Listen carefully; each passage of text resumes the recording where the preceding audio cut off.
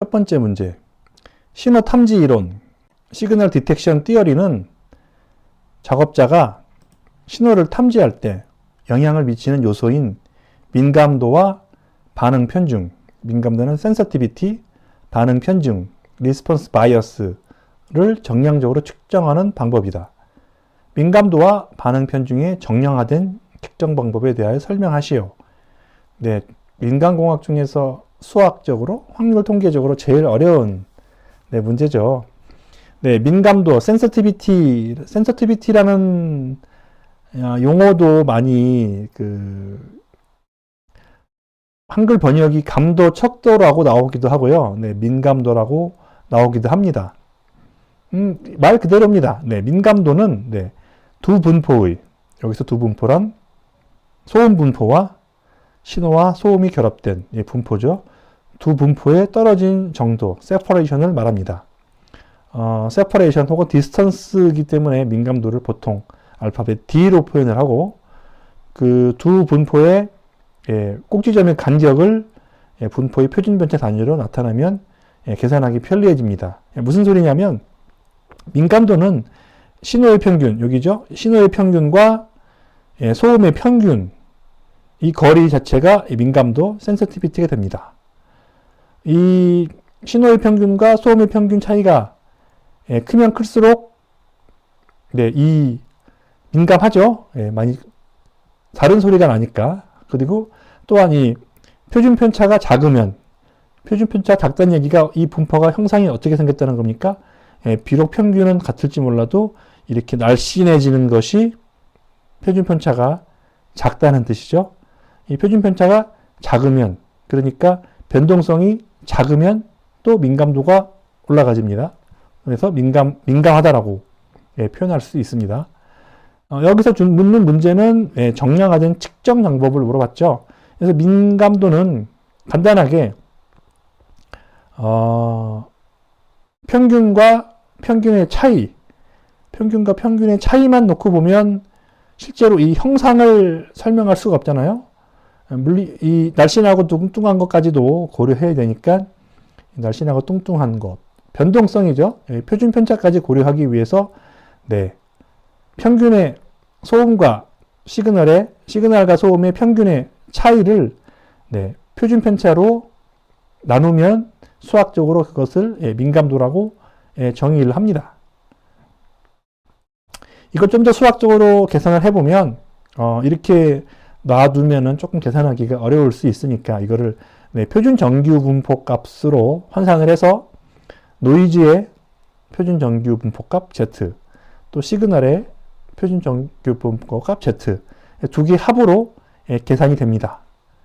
계산하는 과정은 실제로는 고등학교 확률통계 과정을 성실하게 이수하신 분들이라면 되게 쉽게 설명이 가능할 것 같은데요. 여기서는 생략을 하고요. 아무튼 민감도는 평균의 차이를 표준 편차로 나눈 것이다. 그래서 평균의 차이도 민감도에 포함이 되고, 변동성, 즉 표준 편차도 포함이 되며, 이것을 수학적으로 계산해 보면 표준 정규 분포, 소음의 표준 정규 분포 더하기, 빼기가 아닙니다. 평균의 차이는 빼기지만 정규 분포는 더하기로 되어 있어요. 조금 다른 점이 있습니다. 왜 이렇게 여기 더하기가 됐는지는 여기 이 반응 기준이죠. 크라이테리어가 두 개의 분포의 사이에 존재하기 때문에 그렇습니다. 그럼 이 반응 기준이 이 두 개 사이에 존재하지 않는다면 부호는 빼기가 돼요. 근데 그런 사례는 보통 이 시그널 디텍션 티어리에서는 발생하지 않고, 발생해서는 안 되는 사유이기 때문에 이 그림에 맞는 값은 표준 정규 분포를 더하기 해서 구한다라고 보시면 되고요. 여기에 대해서 조금 더 자세한 내용은 다른 기회에 설명드리도록 하겠습니다. 여기까지 민감도를 정량적으로 계측하는 방법이고요. 두 번째, 그럼 반응 편중, 리스폰스 바이어스는 어떻게 측정할 것인가? 어떻게 정량적으로 특정할 것인가? 이것은 이 크라이테리어가 어느 정도의 수준에 있는가를 알려주는 거예요. 어느 쪽으로 치우쳐 있는가, 어느 쪽으로 치우쳐 있는가를 수학적으로 보여주는 것을 여기서 보시다시피 일종오류를 하면 미스입니다. 신호를 검출하지 못하는 미스. 요거죠, 요거. 신호가 있는데 검출하지 못했죠. 미스 확률과 이 미스 확률을 일종오류라고 합니다. 알파 오류라고도 합니다. 네. 그 다음에 이종오류. 이종오류는 허위 경보죠. 예, 폴스 알람이죠. 신호가 아님에도 신호인 줄 착각하는 거. 예, 이 부분이 됩니다. 이 부분. 이 부분이 바로 폴스 알람. 예, 노이즈임에도 시그널인 것처럼 보는 그 부분이죠. 예, 그 부분의 B를 리스폰스 바이어스, 베타라고 표현을 합니다. 그래서 베타는 미스 나누기 폴스 알람, 시그널을 노이즈로 착각해보는 일종 오류, 신호를 검출하지 못하는 사례, 분의 나누기 노이즈를 시그널로 착각하는 이종 오류, 예, 폴스 알람이 그 리스폰스 바이어스, 네, 반응 편중 값이고요. 이 두 개의 분포가 정확히 가운데 있는 요 지점에 리스폰스 크라이테리아가 있다면, 네, 이 반응 편중 값은 1이죠. 미스 확률과 폴스 알람 확률이 같으니까. 그런데 만약에 이 리스폰스 크라이테리아가 오른쪽이라는 표현보다는 이 신호 쪽으로 이동을 하면, 여기서도 오른쪽으로 표현했습니다만 어디까지나 신호 쪽으로 표현한 거죠. 이동하면 보세요. 이 이종 오류, 폴스 알람은 감소했고, 여기 일종 오류, 네, 미스 확률은 증가했지 않습니까? 그래서 베타 값은, 반응 편중 값은 1보다 크게 됩니다. 이렇게 되면은 신호인 것을 어지간하면은 판단하지 않겠다는 그런 이야기잖아요. 그래서 이런 사람은, 이런 시스템은, 이런 감지기는 보수적인 사람, 보수적인 시스템, 보수적인 판단 기준, 보수적인 리스폰스 크라이테리아가 되고요. 반대로 이 리스폰스 크라이테리아가 왼쪽으로, 소음 쪽으로 움직이게 되면 베타 값은 반대로 1보다 작아져서 이 사람은 모험적인 성향, 모험적인 계측 장비라고 부를 수 있습니다. 민감도 센서티비티랑 반응 편중, 리스폰스 바이어스는 시그널 디텍션 티어리에 잘 나오고요. 품질 경영 관련 교재를 보셔도 잘 나옵니다. 그리고 인간공학 관련해서는 현대인간공학이라는 교재에 조금 자세하게 나오니까 그 내용을 살펴보시면. 두 번째 문제도 정보이론 문제가 나왔습니다. 정보이론에 대하여 다음 물음에 답하시오. 첫 번째, 정보의 정의에 대해서 쓰시오. 정보가 뭐죠? 정보는 쓸모있는, 정리한 지식이나 혹은 그 자료를 의미합니다. 무엇을 통해서? 네, 관찰이나 측정을 통해서 수집한 자료. 자료 자체는 실제로 아무것도 아니에요. 자료는 실제로 아무것도 아닙니다만 그 자료를 실제 문제에 도움이 될 수 있도록 정리한 지식이나 그 자료가 정보가 됩니다. 측정만 해서 수집한 것은 정보가 아니고 정리를 해야 합니다. 그래야지만 실제로 사용할 수가 있는 정보가 됩니다. 두 번째 문제, 1비트의 의미를 쓰시오. 근데 비트란 실현 가능한 두 개의 대안 중에 하나가 제시되었을 때 우리가 얻는 정보량으로 설명을 합니다. 대안이 두 가지라면 정보량은 1비트가 되죠. 이게 뭔지 아시죠? 이진법입니다. 이진법의 숫자 하나가 1비트인 거죠. 이진법은 0과 1로만 나누어져 있는 거죠. 0과 1. 대안이 두 개 있습니다. 그 중에 하나를 고르는 거잖아요. 그렇기 때문에 비트는 바로 이진법의 숫자와 일치합니다. 3번. 확률이 동일한 네 가지 대안의 정보량을 계산하시오. 몇 비트냐 계산하는 그런 얘기죠. 실현 가능한 대안이 n개 있으면 로그 밑에 2를 나누고 n이 되는 거죠. 이게 뭐죠? 이게 n이 대안의 개수이죠. 대안이 두 개가 있으면 정보량은 로그 2의 2. 정보량은 네, 하나가 바로 뭐다? 1비트가 되는 거죠. 네, 이 문제에서는 확률이 동일한 대안이 4가지 있다고 했으니까 실현 가능성이 같은 4개의 대안이 있을 때 총 정보량은 H는 로그 2의 4. 이 4가 2의 제곱이잖아요. 그래서 답은 2. 정확히 단위로 하면 2비트가 됩니다. 정보량이 4개가 있는데 2비트라고요? 네. 자릿수가 2자리면은 이진수로 나오는 답이 4가지가 나옵니다. 어떻게 그렇죠? 00, 01, 10, 11 이렇게 4가지 대안이 나오잖아요. 그것은 총 2비트가 됩니다.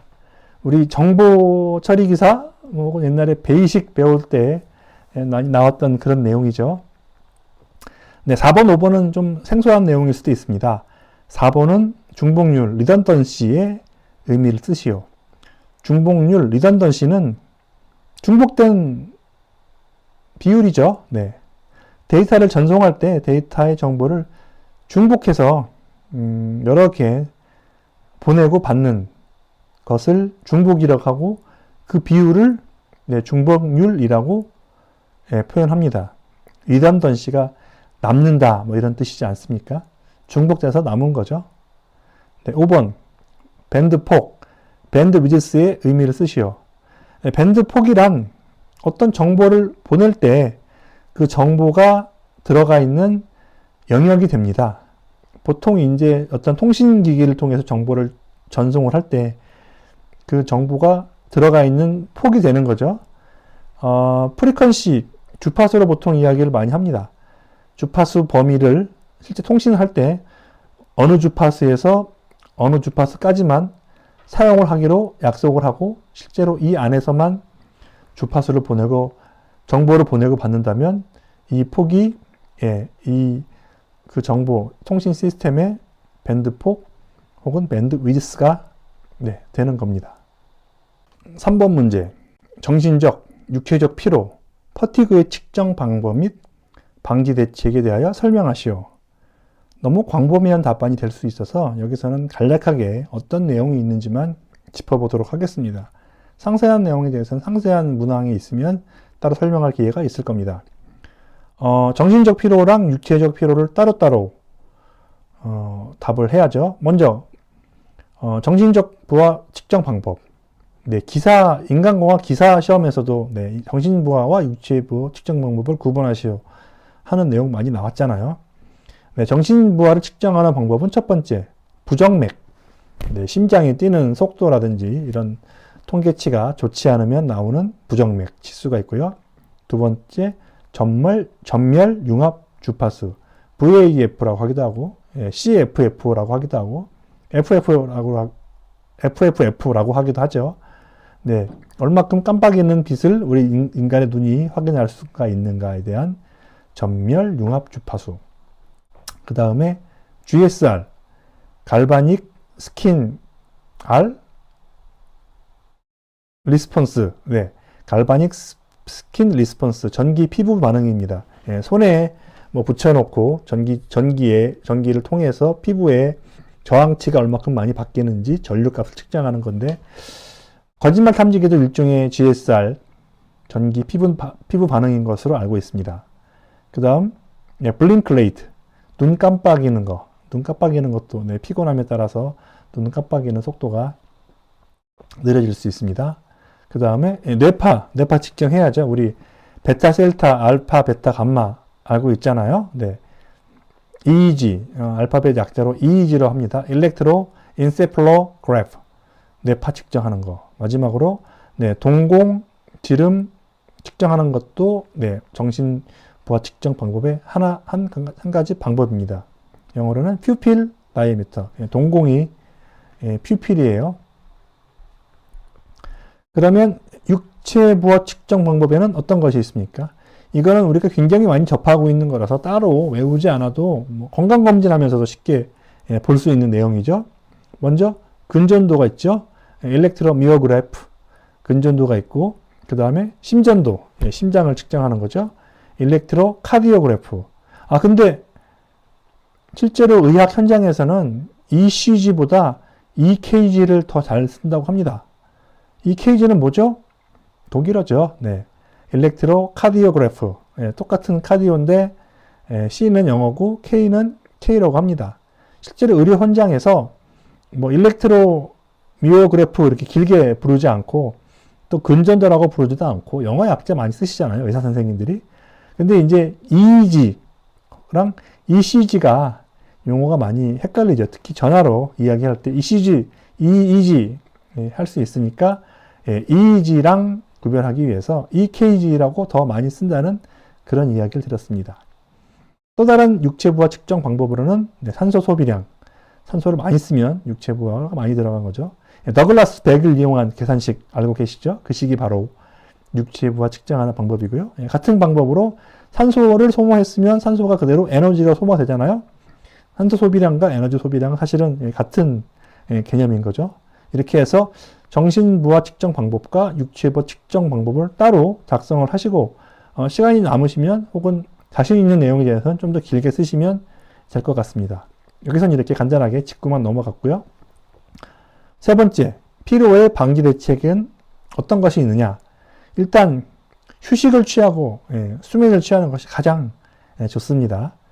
그 다음에 충분한 영양, 보양식을 먹어야죠. 충분한 영양과 음식을 섭취하면 역시 피로가 풀리기도 하고요. 복날 삼계탕 먹는 게 괜히 먹는 게 아니에요. 그 다음에 마냥 잠만 자는 것은 오히려 좋지 않을 수가 있습니다. 가벼운 산책과 가벼운 체조가 오히려 피로 푸는데 도움이 되고요. 네 번째, 음악 감상이라든지 오락을 통해서 정신의 부하를 떨어뜨리는 방법도 있고요.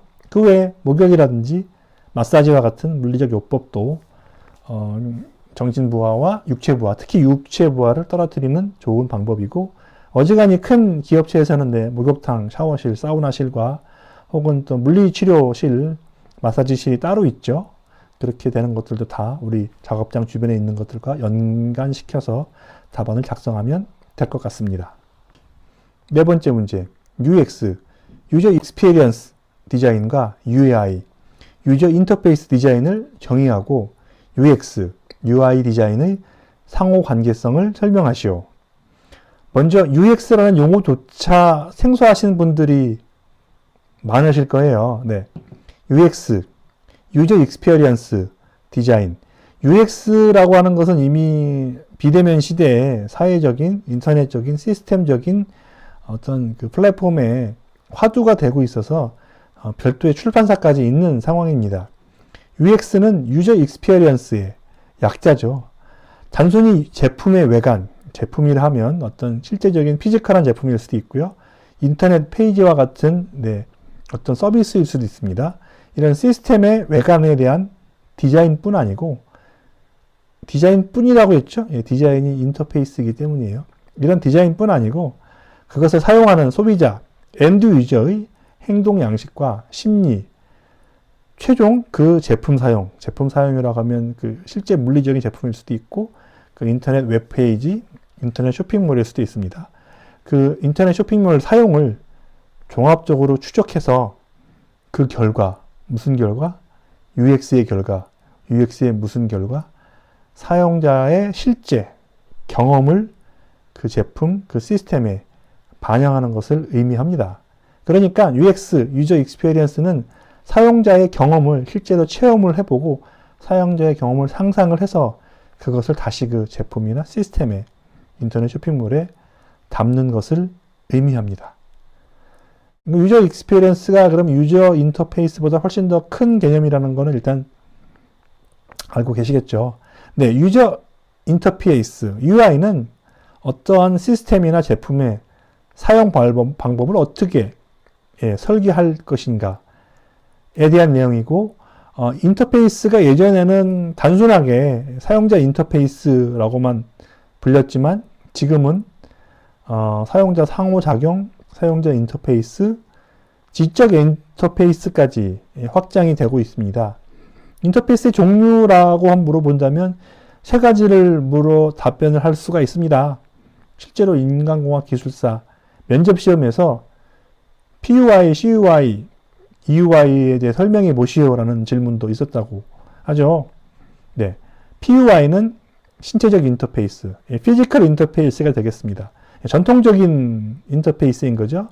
우리가 지금 화면을 보고 있는 모니터가 출력 장치가 피지컬 인터페이스고, 또 우리가 타이핑을 하고 마우스를 클릭을 하고 조정을 하는 그런 것들 입력 장치가 바로 피지컬 인터페이스, 전통적인 인터페이스인 반면 이제는 지적 인터페이스까지 확장이 되고 있습니다. CUI라고 하죠.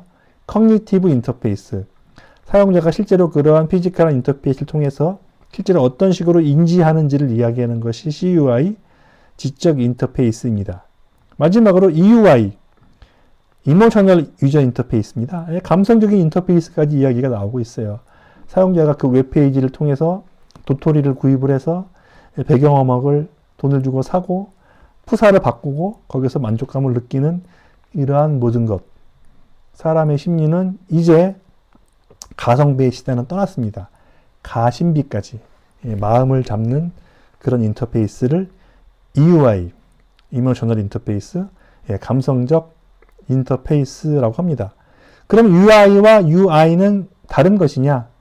같은 거죠. 네, 따로 뗄래야 뗄 수 없기 때문에 UX, UI, UI, UX를 같이 이야기하는 것이 너무 당연한 세상이 됐습니다.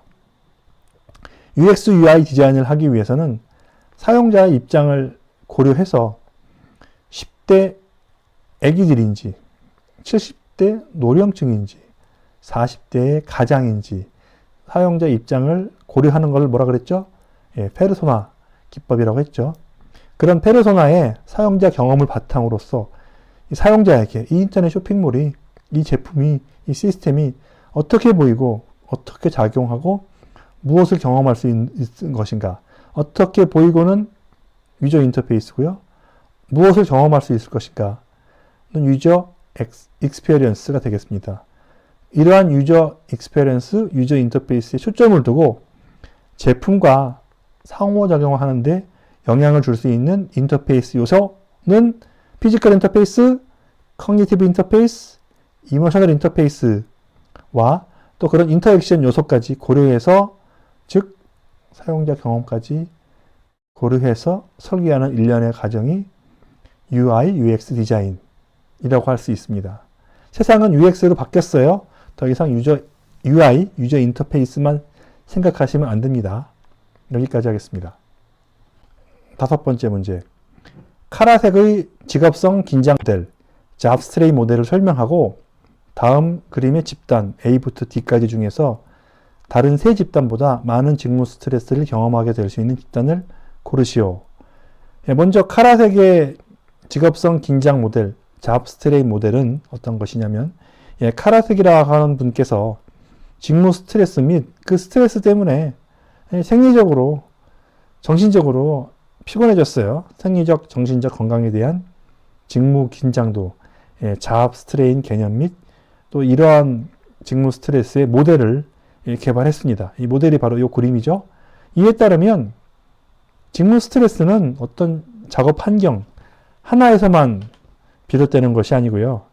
어떤 작업의 상황의 요구 정도와 작업의 요구 정도로 하면 직무 요구도죠.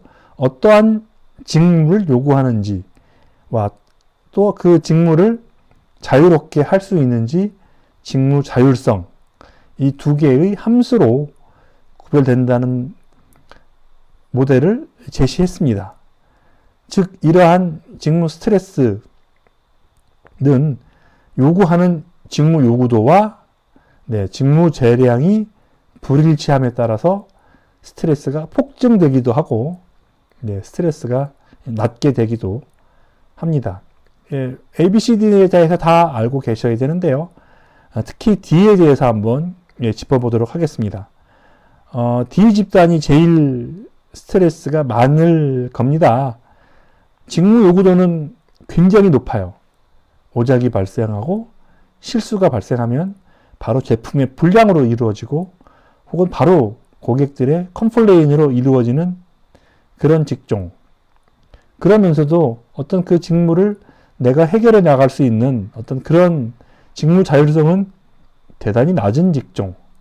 이런 것들이 바로 집단 D가 되겠죠. 집단 D는 굉장히 힘든, 실제적으로 사회적으로 힘들다고 알려진 직업이 되겠죠. 직무 요구도는 높은 조립공. 조립공은 굉장한 섬세하게 조립을 잘 해야 되지만 내가 조정할 수 있는 것은 거의 없고 실수가 발생하면 바로 제품의 불량으로 이어지기 때문에 그렇습니다.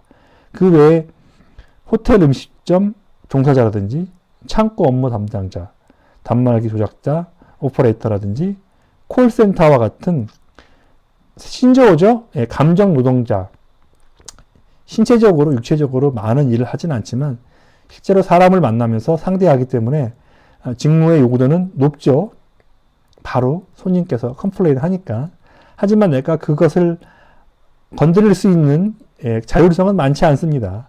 호텔에 가서, 음식점에 가서 본인이 지불하지 않은 수준의 서비스를 요구한다면 호텔 음식점 종사자는 거기에 일단 응하고 싶어 하지만 실제로 응할 수 있는 여건이 되지 않지 않습니까? 그렇기 때문에 직무 요구도는 대단히 높고 직무 자율성은 낮은 집단이 바로 D 집단 되겠습니다. 다른 A, B, C도 어떤 상황인지 살펴보도록 하겠습니다.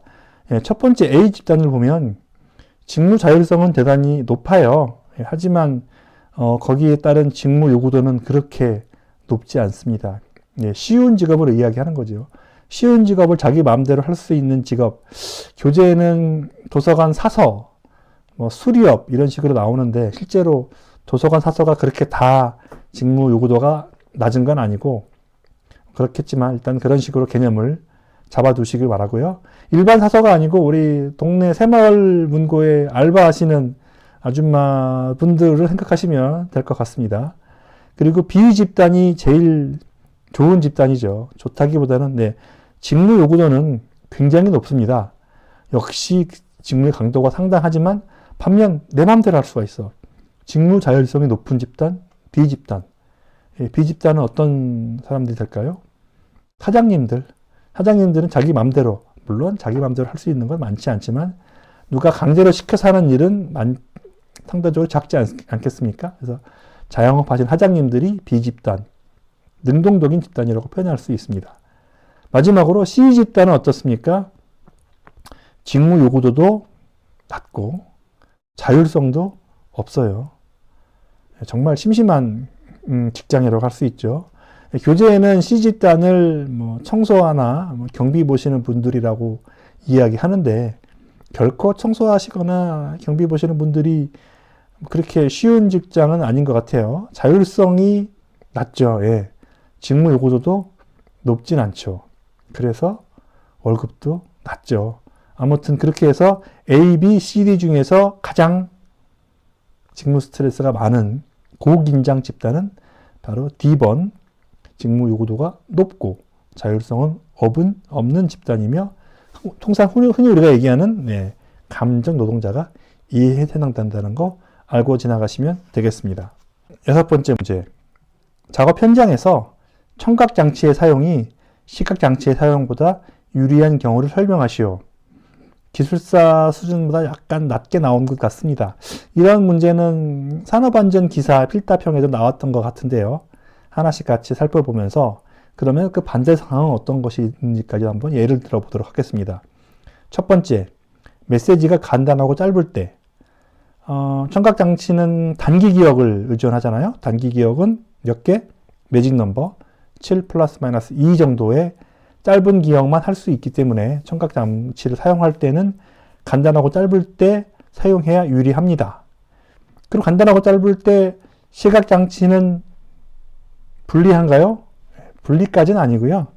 시각장치보다 청각장치도 사용할 수 있다. 이런 식으로 이해하시면 될 것 같고요.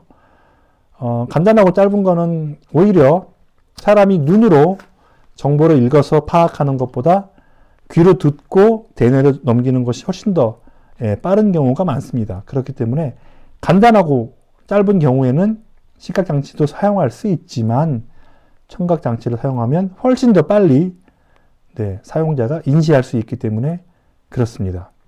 두 번째, 전달 정보가 후에 재천조되지 않을 경우. 어느 순간에 135라고 이야기했는데 10분 뒤에 20분 뒤에 135라고 하는 수치를 다시 쓰지 않아요. 다시 참조하지 않는 경우에는 청각장치를 사용하면 되는데, 만약에 135라는 정보를 10분 뒤에 20분 뒤에 다시 써먹으려고 하면 시각정보장치 어디 게시판에 써 있거나 전광판에 써 있는 경우가 훨씬 편하겠죠.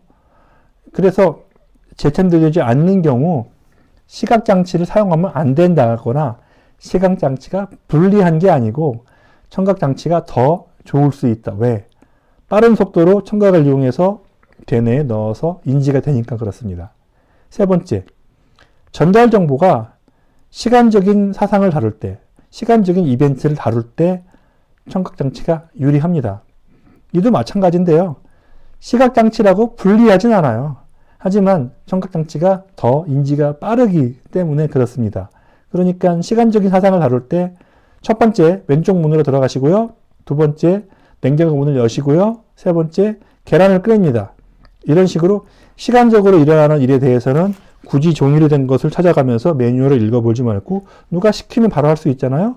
그렇게 누가 시키면 바로 할 수 있는 순서에 따라서 할 수 있는 시간적 사상이 있을 때 시각장치보다 청각장치가 더 빨리 인지될 수 있기 때문에 그렇습니다.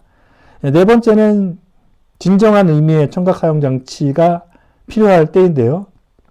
전달 정보를 바로바로 행동할 때는 청각장치가 훨씬 유리합니다. 청각장치의 인지 속도가 시각장치보다 빠르기 때문에 메시지를 읽고 행동하기보다는 이야기를 듣고 바로 행동하는 게 훨씬 빠르죠. 그 다음에 나머지 것들은 정말 진정으로 청각장치 사용이 정말 좋은 경우입니다. 직관적으로 알 수 있는 거죠. 일단 수신자의 시각계통이 과부하인 경우. 무슨 뜻이죠? 글씨가 너무 많아.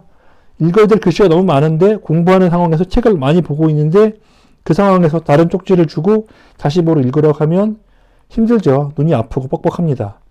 그렇게 쪽지를 주지 말고 바로 입으로 자, 학생 일어나세요 하면 바로 무슨 뜻인지 알고 일어날 수 있겠죠. 이렇게 시각계통이 너무 부하가 많을 경우에는 청각장치가 월등하게 좋습니다. 다음, 수신 장소가 너무 밝어 혹은 너무 어두워 혹은 너무 어두운 상태에서 암조음을 유지하고 싶어. 극장에 있는데 종이를 나눠주고 불을 켜서 극장에 종이를 읽고 다시 불을 끄고 암적응하려면 얼마나 오래 걸리겠어요. 그럴 경우에는 바로 방송을 통해서 이제 바로 영화를 시작하니 바로 자리에 앉아 주십시오 하면 한마디로 끝나잖아요. 이렇게 수신 장소가 너무 밝거나 너무 어두워서 암조응이 필요한 상태에서는 청각장치가 굉장히 유리할 수 있습니다. 마지막으로 직무상으로 수신자가 자주 움직여요. 공장에서 여기 갔다 창고 갔다 여기 갔다 여기 갔다 여기 갔다 계속 움직여. 근데 그 사람한테 시각장치를 사용하게 해서 전광판에 써놓고 김대리 사무실로 오세요라고 하면 볼 수가 없죠. 그렇다고 쪽지를 만들어서 김대리한테 주러 갈 수도 없지 않습니까? 근데 공장이나 창고에 한 방으로 해서 김대리 지금 사무실로 와주시겠습니까? 하면은 한 방에 해결이 되잖아요. 얼마나 좋습니까? 그래서 이 나머지 마지막에 세 개는 정말 피지컬하게 우리가 쉽게 생각할 수 있는 청각장치의 이로움이고요. 첫 번째 네 가지도 잘 생각해 보시면 청각장치가 뭐가 빠르다? 인지의 속도가 시각장치보다 빠르기 때문에 그 상황에서는 훨씬 유리할 수 있다. 훨씬까지는 아니지만 어느 정도 유리할 수 있다. 메시지가 짧으면 청각이 유리하고 다음에 쓰지 않으면 유리하고 순서대로 진행되는 시간적인 이벤트라면 유리하고 바로 행동해야 될 때 유리할 수 있습니다. 이런 식으로 실제 사업장에서 일어나는 것과 같이 곁들여 하면은 더욱더 쉽게 암기가 아닌 이해가 가능할 것 같습니다.